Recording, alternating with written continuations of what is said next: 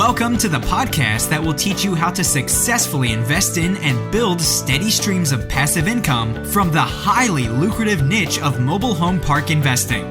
Veteran real estate investors Kevin Bupp and Charles Dehart from Mobile Home Park Academy will personally share with you the valuable lessons they've learned along their journey as mobile home park investors, so that you too can learn how to build massive cash flow and huge profits from this extremely lucrative niche. So without further ado, let's welcome your hosts for today's show, Kevin Bupp and Charles Dehart. Welcome, guys and gals, to the Mobile Home Park Academy's weekly podcast. We'll provide all the information that you need to know to successfully locate, negotiate, close on, and make huge profits from the lucrative niche of mobile home park investing. I'm your host, Kevin Bupp, along with my co-host and business partner, Charles Dehart. Charles, what's the word, man? How you doing, bud? I'm doing good, man. Yeah. Can we say the bird is a word? No, I think that was like 30 episodes ago, man. I used to remember it. So Yep. So what's new, man? I've been kind of busy for the past week and a half. Same as you. We've got a whole bunch of stuff going on in our business, and I just got back from a trip up to Pennsylvania and Maryland, kind of a dual-purpose trip. We've got 3 parks that we're working on, 2 in Maryland and 1 in Pennsylvania. And I've actually got family in Pennsylvania, so it's kind of a dual-purpose trip. But it was kind of fun to go, do some work while up there, and got to spend a bunch of hours in mobile home parks, which is something that we always love. So actually looking forward to those 2 parks in Maryland. That's going to be they should be a fun little acquisition. We're getting a pretty killer deal in the one and a good deal in the other, but they're both really, really nice parks. So super excited about those. And I know you've been grinding away, writing this book that we've got coming out on mobile home park investing, and just even our business itself. We've got so many changes happening on a daily basis in our own business. So I know you've been grinding away as Brian has as well, our other partner, and it's just been busy, man. Right? Yeah, I mean, I guess some of the specific things we've been working on. I mean, I think the book is obviously an opportunity for us to get some attention for ourselves and our company. So we're taking that very, very seriously. Brian's been, I think we had an investor one time that said that most of our investors have told us that it's really hard to go through the process of investing with us. So Brian's been really hard at work at fixing that. And I think he's put together some pretty good solutions for that. And building a management company, just reading all sorts of management books, strategies on doing management, and building a management company, testing things, and hiring a few employees. Kind of what we've been up to lately. I also got a property closing sometime this week too. So yeah, exciting. Very, very busy. In Florida, which is kind of funny because we're based in Florida, and yet it will be the only park that we own in Florida to date. Now, us and our partners have had other parks in Florida, but we do not own anything in Florida as far as mobile home parks are concerned at this moment, which is kind of interesting, right? Yeah, it is. The fact that we're based in Florida. And so we'd love to own more in Florida. I mean, at least I'm speaking from my own perspective. I would love to own more in Florida because I think it'd be nice to have things in not necessarily that we want to drive by them all the time, because I don't think we always speak like that's not necessary to have it close so you can drive by. But logistically, it makes it a little easier. We don't have to jump on an airplane every time to go to your park. But unfortunately, if you want to be in this park business, and you want to own more than one park, then you should be prepared to buy outside of where you live, or in another state even. It could be states and states away. And it's just that's part of the business. If you want to buy apartment buildings, then maybe you could buy, where you're based out of, or, close by, because there's, apartments are everywhere, tens of thousands, hundreds of thousands of them. I don't know what the real number is, but not that many mobile home parks though across the United States, especially in markets that you'd actually want to buy one in. So absolutely. Yeah. What are we going to be chatting about today, Charles? I know you got some ideas up your sleeve, so share them with me, please. Yeah, we're going to be chatting about, and this is sort of a topic that we're revisiting now that we've sort of explored a number of different management strategies, and we're starting to kind of test some different things out in our own management company as far as, doing more of a decentralized management structure with a more collaborative approach. So we're going to be talking about operating a mobile home park, and we're going to kind of, talk about some of the things that maybe if we were buying our first park, we were starting over, what we would maybe do a little bit differently.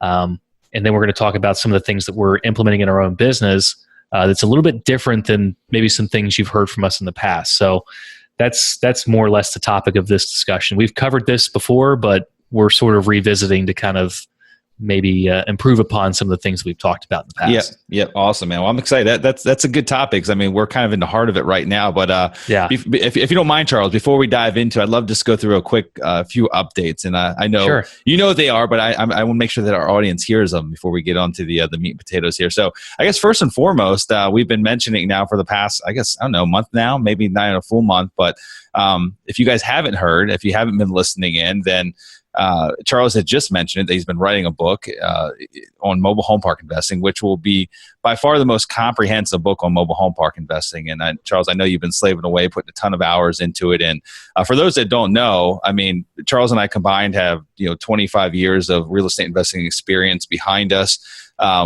We've owned apartment buildings, single family homes, commercial real estate, just about everything you can think of. We've been focusing on mobile home parks for the past 5 years. And so we have a mobile home park academy. So we have an educational program that's out there now. So we have a lot of content that's out there.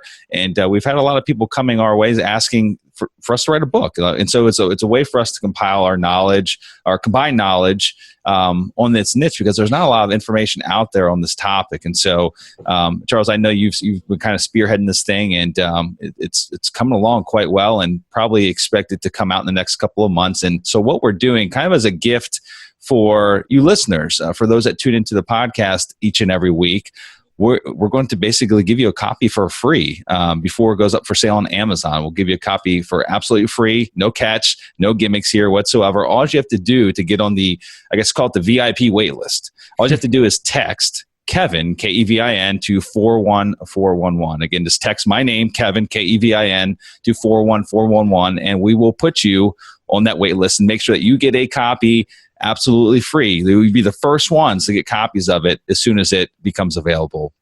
And then next up, Charles, I want to mention about the investment opportunity that we have. So we have a mobile home park fund. I mean, we're investors. We're full-time investors. This is what we do. We don't have side jobs. We don't work full-time careers in corporate America and just kind of moonlight as mobile home park investors. This is what we do day in and day out. And we've been actively buying parks now, like I said, for 5 years. And we put together an investment fund where we basically partner with accredited investors, essentially on deals that we acquire. And we've got I don't know, Charles, 5 or 6 deals that are in contract right now in our pipeline. And we're actively looking for partners to help us take those down. And so if you're an accredited investor and you're looking for an awesome passive investment opportunity to work with us and to partner with us, then you can go to our website, learn a little bit more about us and our company, sunrisecapitalinvestors.com, or you can just give us a shout directly. It's 888-260-9455. Again, just go to the website. You can read everything there is about us, our team. You can even download our investment prospectus directly from our website, sunrisecapitalinvestors.com. And then lastly, in case you didn't know, I just mentioned in the beginning of the show there that we're based in Florida. We're actually based in the Tampa Bay area. We're in Clearwater, Florida, is where our office is located. So if you find yourself in Florida, and I guess on the west coast of Florida, in Tampa Bay area, maybe it's for business or pleasure, whatever. Charles and I, we love meeting others that share the same either interest or passion for mobile home park investing or real estate investing in general. So if you're in town, you have some extra time, we'd love to hook up with you. So you guys should shoot me an email directly, kevin@kevinbupp.com, or you can reach out to us through our website, sunrisecapitalinvestors.com. There's many different ways to get us, but let us know when you're coming in town, and we will try to coordinate our schedule so that we can hook up while you're here. Okay. So Charles, that's it, man. The laundry is done. Ready to move on to sounds great. To managing a mobile home park. So awesome. Where do you want to start with this? I mean, I know you've been spending a lot of time on this side of our business as we build out our management company. And so why don't you just kind of give me the lead, give me the agenda where you'd like to go with this? Yeah, I mean, it's I think that the more and more we grow, I think the one of the things that we've seen is we are really trying to sort of remove ourselves from the management of the mobile home parks, of the actual properties themselves. And it's something that's a little bit uncomfortable as you grow. It's uncomfortable to, when you own 4, 5, 6 parks, you can be involved a lot more in the decision-making process than you can if you owned, twice that number or 3 times that number. You have to sort of start to remove yourself and put employees in between some of those decisions. And it's an uncomfortable process, but it's a necessary process for growth. And we've tried to develop training systems and things of that nature. But really, I think what we've come up with that's been the most beneficial thing has been to sort of simplify the management of a mobile home park down to really these 4 key metrics that our managers have to really focus on. And that's really what we're going to be talking about today. So it's going to be talking about collections, managing the collections, managing repairs, managing the rules enforcement, and managing the expense, basically doing expense control in the park. And with those 4 things, it really allows us to really redirect the focus for the park manager onto what's really important, and not get bogged down with things that aren't important, which seems to happen for most community managers. So that's what we're going to cover today, and we're going to cover how to, at the end, we're going to cover some strategies to kind of keep those managers focused on these 4 activities. Mm-hmm. Now, I want to speak real quick to those that may be listening in. Maybe they haven't bought a park yet, or they're at the stage where they're working on buying their first park, and maybe they really only intend to buy just one park, Charles. Like they're not interested in buying 10 parks. And I know plans change, but maybe right now they're like, one park, the right park could change my life forever, and I'm okay with being involved. I mean, do these things we're going to talk about today apply to that individual that just wants to own one park, or are we really speaking to those that want to own a handful or more? Yeah, it absolutely applies to a person. It's a lot easier to not do it this way if you own one park, because you can just be the decision maker. You can be the guy that everyone goes to make the decision. Mm-hmm. Even if you own 2 or 3, you can still be that guy. But what that tends to create is it creates a situation where your community manager has no, kind of searching for the word here, but they have no ability for, I kind of losing the word here, but they're not really thinking from themselves. There's no real effort that's being put forth. They're not really getting better at their job. They're not, for the most part, they're not really enjoying their job that much. They're just doing what they're told, making sure the job's really, really easy on them, and that's it. They're not really putting effort into. If you put some decision-making authority onto that person, what tends to happen is they engage a lot better with the position. They are a lot more motivated to do a good job for you. They put a lot more effort in for you. Mm-hmm. It's a lot less about it being easy than it is being, it's nice to have a job that's challenging, that challenges you and that you can be happy about a good job for. But if you're not challenged, then you just try to make it easy. So we're not looking for toll booth operators. Right. Government employees too. So you're not looking for that either. Hey, no offense to those government employees that are out there listening in. All right, so let's break it down. We're going to start with collections. That's the first of the 4. Let's break it down, and I know that we're going to also speak to some of the things that we've been trying that are maybe new to our business. Like we've been kind of split testing a lot of different things here, but so we might go back and forth a little bit as Charles and I talk through this, and we'll kind of give you the baseline foundation of what collections means to us, or what managing collections means to us. But then we'll also talk about some things that we're testing, new methods or theories or strategies that we're testing to increase our collections. Really, like that's the goal with collections, right? You want 100% collections. I mean, that's right. Like in a perfect world, we want all the money to come in on time, preferably. It very rarely ever happens, but the closer you can get to 100%, the better. So, Charles, where do we want to start with managing collections? Yeah, I guess, there's, you always want the 100% collections, but on the flip side of that, you need to purge out any customer who's unprofitable in your company. And that's sort of an humanistic way to approach that. But, you're trying to, if you can't collect the money, then you need to get rid of the person as quickly as possible. So really, as far as collections is concerned, you have to enforce a strict payment policy. It doesn't mean you have to be, ugly about it or anything, but you just enforce a strict payment policy. It's, you set the payment policy and everyone sort of follows the same payment policy, which is, for the most part for us, depending on the state, is normally the rent is due on the 1st. It's late on the 6th and you get a late fee, which is usually the maximum fee charged by law. And then as soon as the eviction can be filed for, or as soon as the eviction process can be initiated, it doesn't matter how it happens, whether it has to be through a lawyer or your manager, you start that process as quickly as possible. And that really is the most simplistic form of our payment policy. Mm-hmm. And we would recommend that you do that because what it does is it helps you sort of get rid of the tenants that aren't profitable for your business, which is the job of any business, to get rid of the tenants that aren't, or get rid of the customers that aren't profitable and retain the ones that are. Yeah, and it's really not scalable when you start making agreements or arrangements with, Barry, Bob, Sue, and Jimmy, and all these different people each and every month that have a story. And although we all have hearts, right? Like we know that everyone runs into tough times and people have struggles. We all do, right? We all run into challenging times. We just got to figure them out. And so, we quite often we run into, and almost pretty much every time, Charles, like I don't think we bought a park yet that there, maybe I'm incorrect with that statement, but most of the parks that we buy have a portion to where there's some massive rolling balances. In fact, I'm going to give you an example. The one park that we're in contract with now, one of the parks in Maryland, there's out of the, I think there's 81 residents that are paying in that park, and there's 9 or 10 that have anywhere from, and this is just a lot rental park, so like they pay $250 a month, and some of these balances go back like 7 years, and they range from $3,000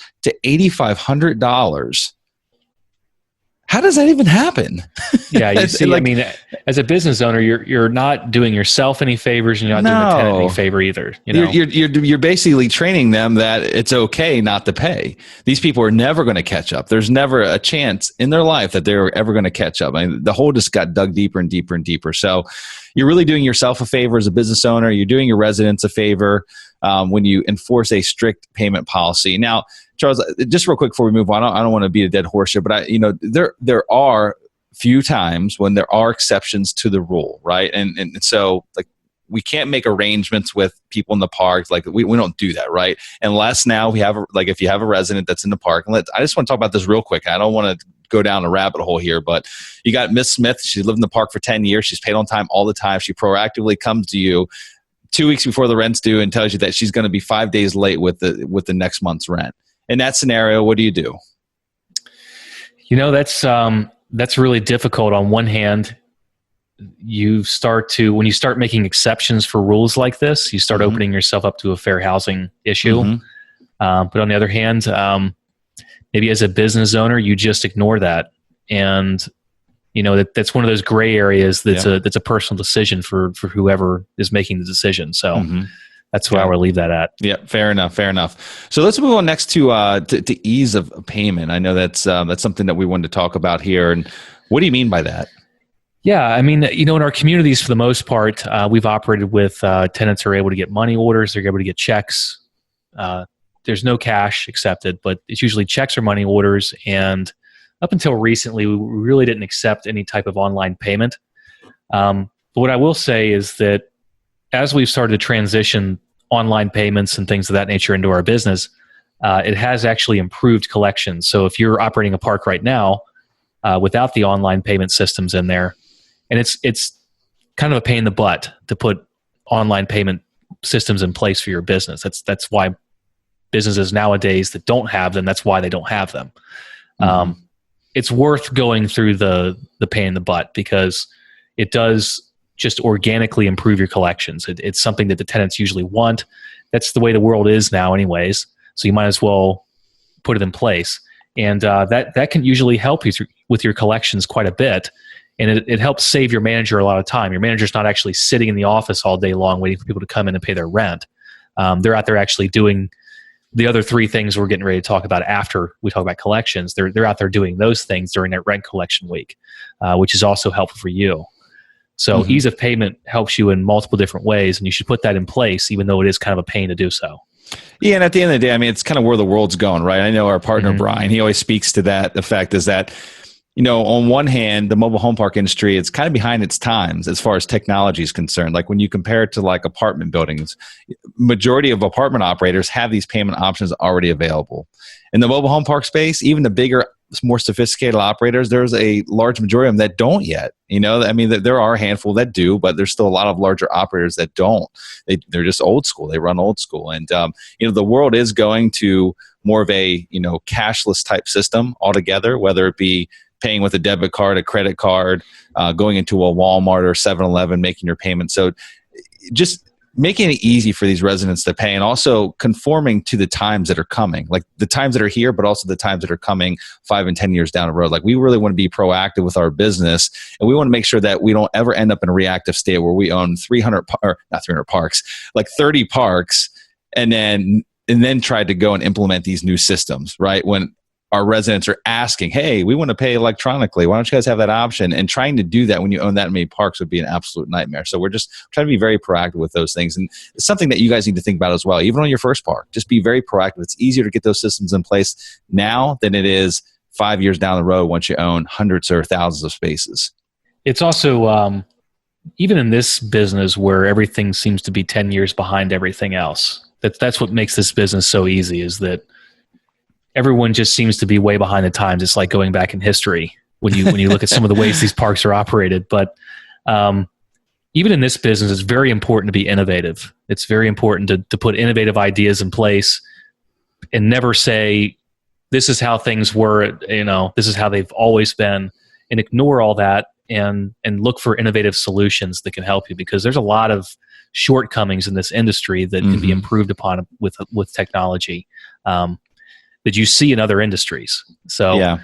It's always good to look at that stuff. And that's why you have to be actually careful when you start looking at some of the bigger operators and what they're doing, because there's a lot of the bigger operators that are still 10 years behind the times. Right. So it just because everyone else is doing it doesn't mean that it can't be done a better way. And more than likely in this industry, there probably is a better way to do it. We always try to compare our business like the apartment business, right? The apartment business is very advanced. The apartment industry is very advanced. I mean, they're like light years ahead of where we are. And so we're always trying to model ourselves next to that industry, because they really are. Like, they're always pushing the threshold. And there are a few operators in our business that do that, but the majority do not. But we want to be there. We want to be there on the threshold, always making sure that, we're one step ahead of the competition. Well, I mean, with leases, Brian kind of implemented this into our business. We're starting to get on board with this like electronic signature lease thing, where the tenant can literally go to the manager's computer and sign with their finger on the screen to sign their lease. Mm-hmm. And you don't see that anywhere else in the industry, it seems like. Yeah. So yeah. We're putting that in place, and a lot of people they're way behind that kind of thing. Mm-hmm. So what's next? So that was ease the payment. What's the next thing we want to chat about regarding collections, Charles? Yeah, knocking on doors versus providing support. And I think that where I'm coming from on this is, I think there's a tendency in low-income housing to, I remember reading back in Donald Trump's book, The Art of the Deal. He talked about his father's business, where they hired like a big mafia guy to walk around and collect rent. And I feel like it's not necessarily that intense in mobile home parks, but we sort of kind of operate that same way, where we knock on doors and sort of strong-arm tenants. And one of the things that's often ignored in our business is that your manager is oftentimes living in that community. They're oftentimes, these are their neighbors. Mm-hmm. So you're not doing your employee any favors by doing things like that. And really, the eviction process sort of purges out the unprofitable customers anyway. So you're not really... Yeah. There's really not much there when you do that. I mean, you can certainly do it, and you can collect some more rent doing it, but we've always found at times when we've taken a different approach, where we've provided support. Our managers usually know in that area the number, like the churches and the organizations that can provide support in those hard times when a person maybe loses their job, or they're out on disability or something like that, waiting on disability payments. There's plenty of organizations in most markets that we own parks in that provide support in those situations. Mm-hmm. So, we do this more for our managers more than pretty much anybody, that we don't want them to create ill will within the neighborhoods they have to go home and live in. So we instead try to encourage them to provide support, as opposed to maybe taking the stance of strong-arming residents to pay their rent. Mm-hmm. And we find that to be pretty helpful. We're sort of, I wouldn't say we're split testing this. I mean, our managers don't really strong arm people anyways. It's just that we haven't been very proactive as far as having the manager go out and find those support organizations and providing those to customers when they're having trouble. So we're doing a lot more of that now, and I think probably within a couple of months we'll be able to give you some good data on that. Yep. Okay. So I think that's mostly what we wanted to chat about regarding managing collections. Is there anything else, Charles, before we move on to the repair side of the business? No, collections is actually very, very simple. Strict enforcement policy, ease of payment, and figure out those places that can provide support, and make sure your manager knows who those places are, and they can go around and inform residents who are having issues. They can educate those people on those different organizations. It's really as simple as that. It's not rocket science. So next up, again, these are like the 4 core competencies, right, of successfully running a mobile home park. So the next big one is repairs, like managing the repairs. Sure. And this wildly gets out of control with a lot of park owners, especially when there's park-owned homes. And so, there's a lot that goes into this, especially if you're buying a park and it's got park-owned homes and you've never actually, let's say you've never been involved in a renovation of a single-family home. You don't even know what a part of a house is. Like, you don't know what a soffit is and a fascia, and you don't know what subflooring is. And you don't know what it means. You don't know what the costs are associated with that. This side of the business can get wildly out of control and can literally turn a profitable park into a loser. So let's talk about that a little bit, Charles. Like, what are the different components of managing repairs that we want to talk about here today? Yeah, well, first and foremost, you got to figure out sort of working with your manager, and it really depends on the park, what sort of authority you're going to delegate down to the manager. And this can be staggered over time. I mean, obviously, a new employee, you would not give the same authority to a person you've had around for 5 or 6 years. So, as far as managing repairs, I mean, we try to delegate as much authority down to the manager as humanly possible as we can, as much as we can, and sometimes almost a little bit more, which usually means that they're able to really go out into the marketplace and source. Like, if we got a home that needs to be renovated, they can source bids. They can approve bids on their own. They can do the inspection. They can approve the payment to that handyman, as long as it's not exceeding like $2,000. They can do those things. But to take a step back, that requires a ton of training to get them to that point. It's not we take over a park and the person gets handed that responsibility. There's a lot that goes into that prior to them being able to actually exercise that authority. So I think that in that regard, I mean, I think that you just need to make sure your manager is very well trained as far as the renovation process for a mobile home. And, there's a couple of different places you can get that kind of training. If you don't have it yourself, if you don't know what you're doing, our academy is one of those places, but you do need to learn these kind of things. So you need to learn the renovation process and how a mobile home is constructed, what's normally the problems with a mobile home, and what the cost is for certain really big ticket items, so that you're not getting taken advantage of, and you can train your manager on those things as well. So I think that it's very important to know those things as far as managing repairs are concerned.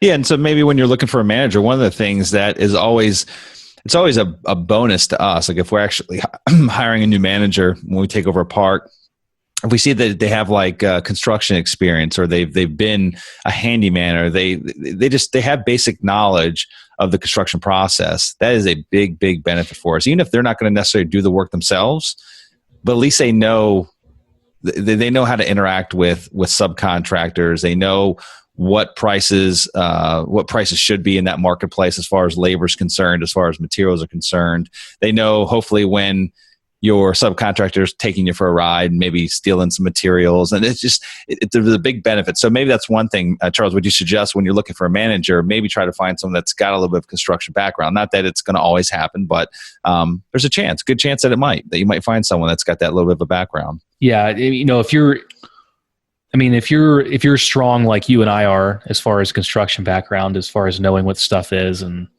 sort of being able to kind of talk through a situation like that, your manager, it's a little bit less of a requirement for us to have a manager that has that kind of experience. We can sort of train that to them. But if you don't have that, it's probably in your best interest to hire a manager that does have that kind of experience, that's someone who's actually worked on a job site. Might be the person that you need to hire, because your manager is they should be an extension of you out in the field. It's not just your eyes and ears. It's an actual extension of you out into the field. They're the extension of your authority and your knowledge base out in the field. So if you're lacking in that type of knowledge base, then when you hire someone, maybe you should hire a person that has that skill set and knowledge, and you can train the rest of this stuff to that person. Mm-hmm. Okay. So what else as far as managing repairs, Charles? Yeah, I mean, your manager should have his finger on the pulse of the market, and by that I mean they should not be afraid, even though you might have used a particular contractor for years. They shouldn't be afraid to continuously source bids, even for that work. So if you've used a plumber for 4 years, that's probably about the time your plumber's going to start going bad on you. But if you've used a plumber for a long time, they should still be actively looking for a better plumber. And that's part of their job.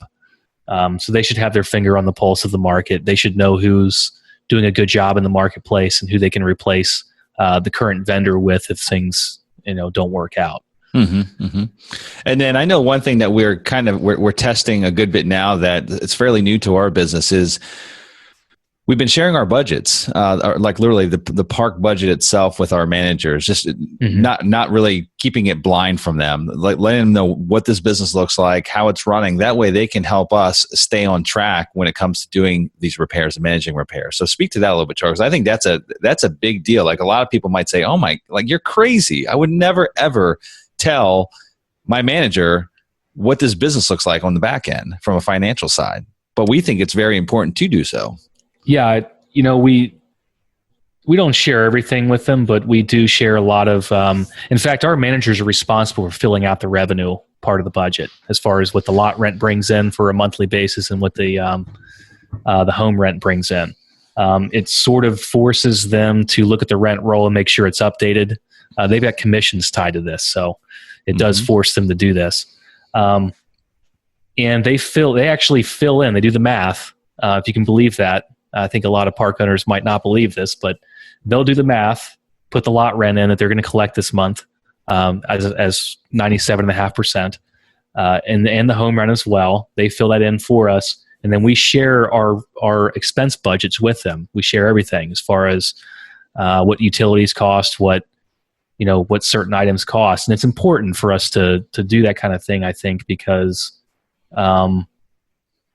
they get to actually learn the business as if they're an owner, and which is important for them as far as a park manager is concerned. Is if you want them to operate your park as if they own it, then you need to treat them the same way you would treat an owner. In my opinion, at least for us, maybe our managers are superior to the most. I have no idea, but our managers seem to respond very well to seeing the budget. Seeing how certain things work, maybe a water leak, how expensive a water leak actually is.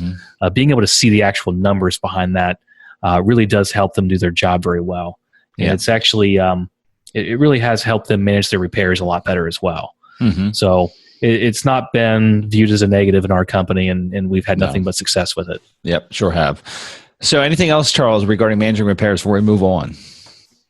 No, I think that's pretty much it. I mean, that's... Okay. Just in a nutshell, I mean, if you're weak on the repair aspect of the business, then make sure your manager's not weak. Again, they're extension of you. So, and maybe, hey, if you're buying your first park and maybe you're looking for a strategic partner, Charles and I always talk about like finding a partner that's got complementary skill sets. So like maybe you've got the ability money wise to take down a deal, but literally have no experience whatsoever owning real estate. And so maybe you go out and try to find a strategic partner. Like maybe a buddy that has been really successful as a contractor and maybe owns some rental properties and he knows that business. Or, maybe you find someone on one of the forums. But I mean, maybe you start looking for that strategic partner that's got that background. That might be the way to go. I mean, would you agree with that, Charles? That might be a benefit for somebody? Yeah, I do. I think it would be. That was one of the benefits that we had as a partnership early on. I mean, I had a lot of construction experience as far as doing the work, but I had no idea what this stuff cost. And you had a lot of experience with pricing a job, which, that made all the difference in the world for me to kind of, see how budgets are made and things like that. So, when we first got into a partnership together, that experience that you have as far as budgeting, I didn't have, even though I had a lot of construction experience. So I would recommend, if you don't have it, definitely consider a partnership with someone that does. Yep. So next up, maintaining the rules. Let's talk about that, because that's something that we've been trying a lot of new methods as well. But maybe just from like a foundational standpoint, Charles, let's define what that even means, like maintaining the rules. What do you mean by that? Yeah, maintain the rules. I mean, you've got a set of park rules in the park. I think you do. Yeah, there's rules. There's rules there. Actually, the city has a lot of rules that are usually in there, as far as non-running cars and things of that nature. So, anyways, what we've done in the past to sort of enforce our community rules is we require our managers to send a drive-through video. And I think one of the things that we always made a mistake with that we've corrected is we didn't really ever we've never used it as Big Brother, but I think our managers they hide stuff from us in those videos. They sort of obviously, but sometimes they'll start to hide stuff from us in those videos that we'll have to go and ask about. And what we've done is we've sort of removed that need to do that, because a lot of managers, what they have is they'll have a problem tenant or two in the park that they try really hard to get the person to conform, and because the manager usually doesn't have the tools and the skill set to enforce the rules the way that you and I could, what tends to happen is they get stuck in a quagmire almost. So they feel like they need to hide that tenant away from the owner. So, what we sort of have done now is we've started to reassure our managers that this is nothing more than a communication device. We're working together to enforce the rules in the park. So we're using the video, so you don't have to explain it to us. We don't have to waste time on that conversation. We can both see what each other, what I can see what you're seeing, and you don't have to worry about trying to communicate whatever ridiculous thing that tenant's doing. Mm-hmm. And doing that, it sort of just removes that whole thing for the manager, and they'll show you everything at that point. Mm-hmm. If you remove that feeling of Big Brother, then you get a lot more cooperation on this, and it helps ultimately actually accomplish maintaining the rules in the park, where you can actually sit down and help that person, that manager, enforce the rules properly. But there's also the psychology aspect of it, to where most people react better to positive reinforcement than negative reinforcement. So, with those videos, if all you're doing is trying to find what's wrong so that you can hammer them on top of the head and say, hey, why is the grass too long here? Or why is that junk car sitting outside? Maybe try to spin a little bit, spin it the complete opposite, and look for the positive things. Like, look for the improvements that they've made over the last week or two or three. Like, look for the improvements. And I promise you that if you view it from that standpoint, if you're looking just for the positives, I mean, obviously you're going to see some negatives there as well. But obviously, if you see the negatives, the manager already knows what your manager should know what your expectations are. And so, hopefully at that point, if they know that you're just looking to kind of give them a pat on the back, and you already know in the video what's wrong, and they know what's wrong, and they know what your expectations are, then I think that's a better relationship. I mean, would you agree, Charles? I mean, that's a much better working relationship between owner and on-site manager. Yeah, for you as an owner, when you get to see everything in the park, you get to see all of the challenges this way, which means that you're going to spend your majority of your time on those challenges. You're not going to spend time on things that aren't a problem, obviously, when you do these calls. You're going to spend time on those challenges. And really, when you train with the manager, when you review these videos with the manager, what you're doing is unbeknownst to you, really, because this doesn't feel like training at that point, but you're training the manager. You're giving them tools.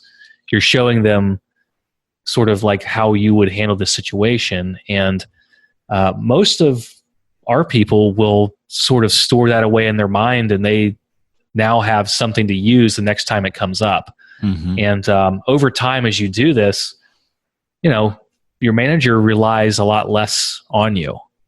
They can sort of do their job on autopilot. They don't need you anymore. And they do a good job for you without you really being that involved.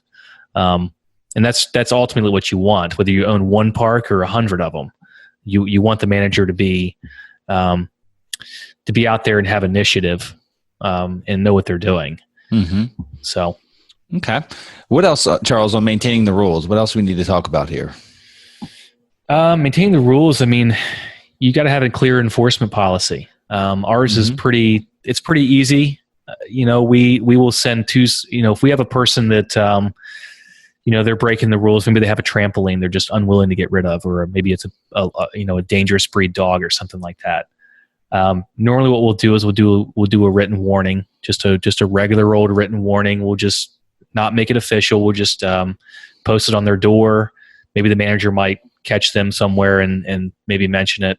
But after that, we start going through a certified mail process. If there's no compliance within a week or two, then we'll send a certified letter, and we'll do that twice. And then, if we still have no compliance after that second certified letter, we go to court. And that's our policy. We don't stray too much from that. I mean, if you've been warned 3 times, it's time to go to court. Mm-hmm. So that's the way we feel. I mean, even if you lose the case, it's time to start inconveniencing them on a big way. Mm-hmm. Okay. So what's up next, man? I think we're nearing the end. So what's the last thing? What's the 4th item that we want to cover here? Yeah, managing expenses. That's the last one. That's actually a very important one. It is? Really? Yeah, that's a pretty important one. That's actually where most park owners fail. You like making money in this business? I do. I thought you just enjoyed trailer parks a lot. I do. I love making money in this business. So, yeah, I mean, managing expenses, I mean, there's a lot that goes into it that goes for your manager. I mean, it sort of ties back into staying on budget. If they look at the budget, I mean, there's only like 10 or 12 items that come out of the park every single month for most parks. But a lot of it's utilities, maintenance and things like that. As far as managing expenses, I mean, you want your managers to be walking around looking for leaks. Some areas it's easy to find a leak. If you've got clay, like in Virginia or something, and you got a water leak, you can see the water come up. If you're in Alabama and you got sand, probably not so easy. But you want your manager walking around looking for leaks. You want them to do things like, if they're showing homes, if they've got 3 or 4 vacant homes, maybe at night when they're not showing the home, they set the thermostat appropriately, whether it be, put a policy in place as far as setting the thermostat in those situations, and also do that for the office. Mm-hmm. Aside from that, you do want them out there negotiating. You want them to, another good thing. I mean, I think that most people that own parks, they'll probably tell you all sorts of stories about managers coming up with ideas for things that don't make any sense, like putting in these giant security systems for really no reason or whatever, just weird things that they request that make no financial sense whatsoever. But once your manager starts thinking like an owner, it just magically starts to go away. You don't hear those things. You don't hear about putting in $10,000 security systems or spending, $30,000 to have someone come in and remove all the trees in the park or something like that. You don't hear these things anymore. So, it all sort of ties together, and really it kind of boils down to, you want your manager to kind of start thinking more like you do. Mm-hmm. And you need to start training them and spend some time with them, and sort of remove the stereotype that a lot of people have in their minds where maybe their manager isn't smart enough to do this. That's not true. It's definitely not true. Yeah. So. I agree with you on that one, Charles. I think that is a big misnomer in this business, is that, the average manager in a park, let's say it's a 100-space park and it's mostly lot rentals. I mean, what would you say, Charles? Like on average, they're probably going to make, with their housing allowance and with their salary and with any, let's say, commissions or bonuses, maybe they're going to make about $25,000 to $30,000 a year, which isn't a lot of money in the grand scheme of things. But it's, you can get some really good quality help. I mean, you can get good people that want to do good work, that are willing to work their butts off for you, that are, they want to be a part of something bigger. Most people want to be part of something bigger. Okay, we're not looking for like the toll booth agent that just literally wants to sit all day long on a chair and not move more than like 3 inches in either direction. We're not looking for that guy. We're looking for someone that's actually wants to be part of something bigger. And you can find really, really good people for the wages that are paid in the mobile home park industry. Would you agree with that? I would agree with that. And I think as far as an owner is concerned, I think it's important that when you find that good person, when they've done a good job for you, you find some cool ways to sort of compensate them, figure out what it is. you're going to get to know your managers really well, especially if you're doing this right. You don't want to be this absentee guy that just kind of lets that person run the show. You want to know who your people are. So, through that process, you'll find really cool ways to sort of reward your people when they do a good job, which, maybe it's, I don't know, just you'll figure it out as you deal with that person. So, yeah, absolutely.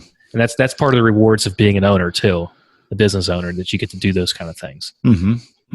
What else, Charles? Expenses. So the park's making money now. Our manager treats it like their own.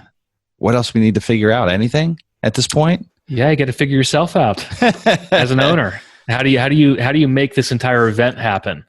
And it's actually really simple. It's sort of like, I think everyone that's probably listening to this podcast, people that are interested in business and things of that nature, I think everyone knows what the 80-20 rule is. And managing a mobile home park is sort of like the 80-20 rule, where 80% of basically 80% of your results come from 20% of your efforts. And that is true for park management as well.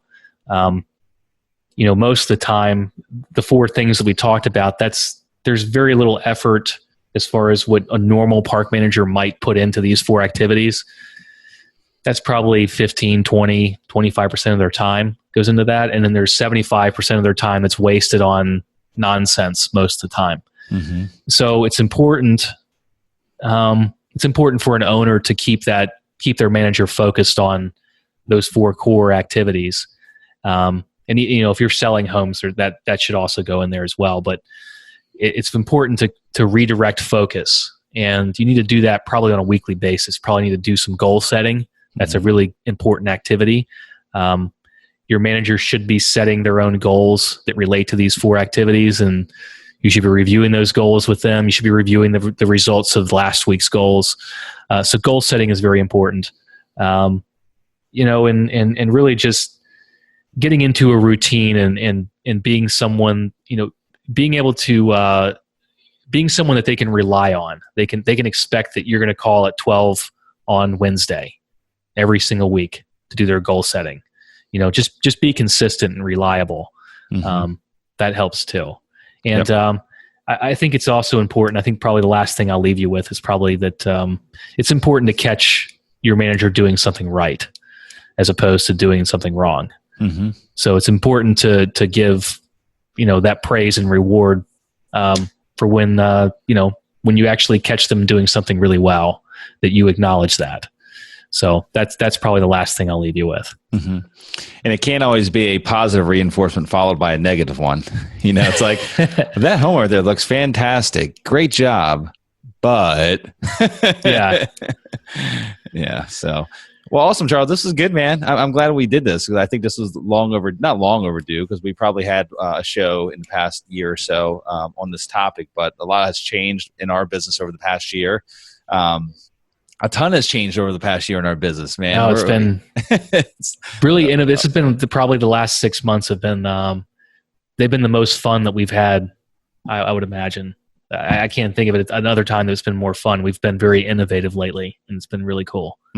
Absolutely. It's only going to get better. So, and we'll keep sharing with you guys everything that's working for us, everything that we try out. We'll give you results. And just, again, our goal here with this podcast and with doing this each and every week, and with the academy and with everything else that we do, is really to share our love and our passion for this business and really help you guys succeed. I mean, we both have had mentors, and we do have mentors today, both in the mobile home park space, as well as real estate investing and business and everything else.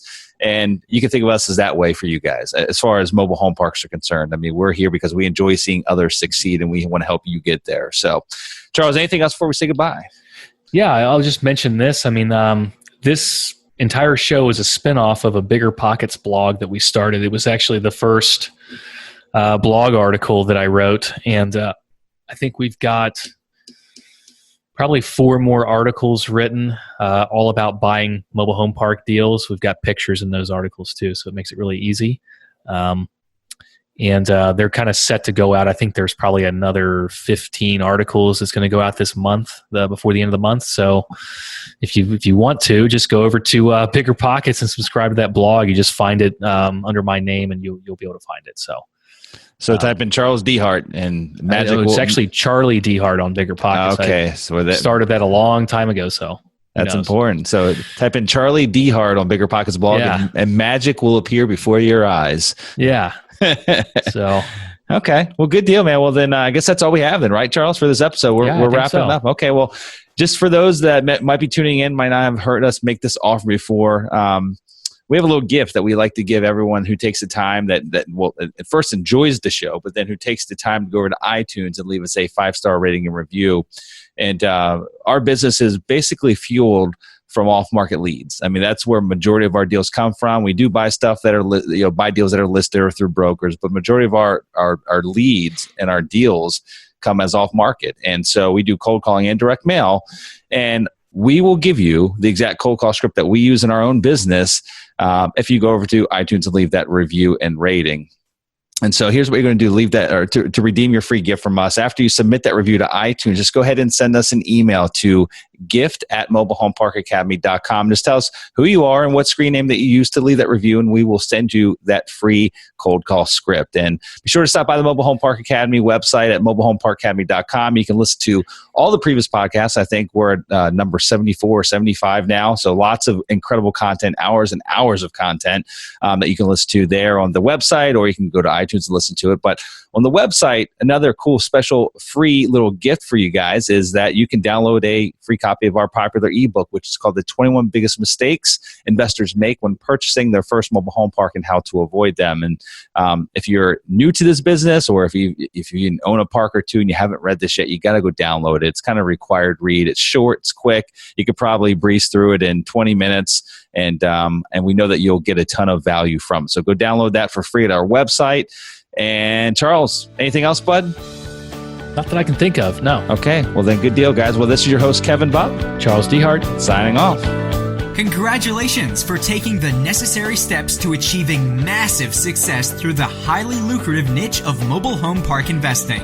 Be sure to visit our website, mobilehomeparkacademy.com, to download your free digital ebook version of the 21 biggest mistakes investors make when buying their first mobile home park and how you can avoid them. And while you're there, be sure to subscribe to our free monthly mobile home park investing newsletter, which is jammed full of valuable tips, tricks, and strategies to help you accelerate your path to success as a mobile home park investor. More information about this podcast and its hosts can be found by visiting mobilehomeparkacademy.com.